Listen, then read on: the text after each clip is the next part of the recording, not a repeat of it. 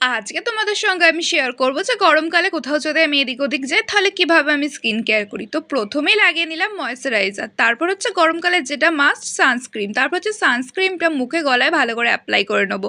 তারপরে সানস্ক্রিনটা মাখার পর মুখে একটু পাউডার আর মুখে গলায় একটু পাউডার অ্যাপ্লাই করে নেবো। আর আমার কাছে না পাউডারের তুলিটা আনা হয়নি, সেই কারণে কি করব, ওড়না দিয়েই কিন্তু মুখে গলায় পাউডারটা ভালো করে মেখে নিলাম।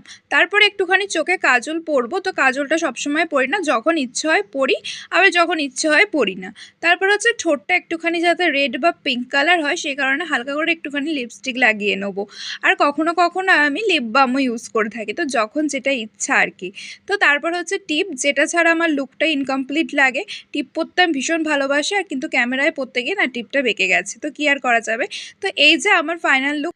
আজকে তোমাদের সঙ্গে যেভাবে শেয়ার করলাম যে স্কিন কেয়ার করছি, অনেক সময় কিন্তু অন্যভাবেও করে থাকি, যেগুলো তোমাদের সঙ্গে আমি পরে শেয়ার করবো। তো চলো।